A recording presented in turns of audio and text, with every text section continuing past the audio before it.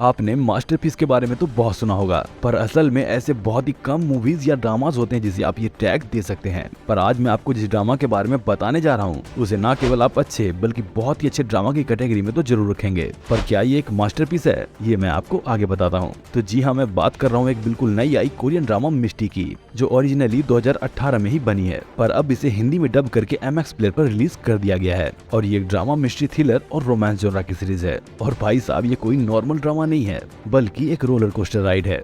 और अगर आपको dark, suspicious, full of mysteries और जिस पर रोमांस का तड़का भी लगा हो देखना पसंद है तो ये वेब सीरीज आपको बिल्कुल भी मिस नहीं करनी चाहिए।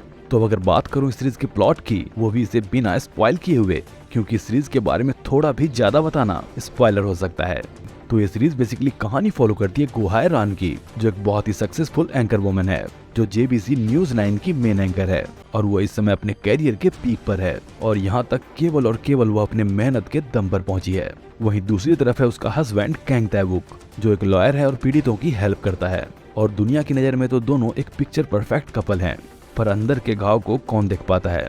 खैर, यहाँ तक तो सब कुछ ठीक चल रहा था, पर सब कुछ तब कॉम्प्लिकेटेड होना शुरू हो जाता है जब हायरान का ओल्ड बॉयफ्रेंड और उसकी वाइफ साउथ कोरिया वापस आते हैं।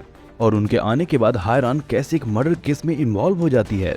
और फिर यहाँ से जो इस सीरीज की कहानी करवटें लेनी शुरू करती हैं कि आप सोच भी नहीं सकते।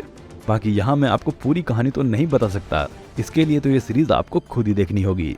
तो अगर अब ओवरऑल इस सीरीज की बात करूँ तो चाहे इसकी स्टोरी हो, एक्टर्स के परफॉर्मेंसेस हो, और उस परफॉर्मेंस में भी खास करके हमारी फीमेल लीड हायरान की परफॉर्मेंस तो दिल खुश कर देती है। और स्क्रीन प्ले ऐसा कि आप इसे छोड़ ही ना पाए।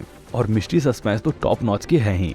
और अब अगर इस सीरीज के फ्लॉज की बात करूं, जो इस सीरीज को एक मास्टरपीस नहीं बनने देती, वो थी सीरीज की एंडिंग।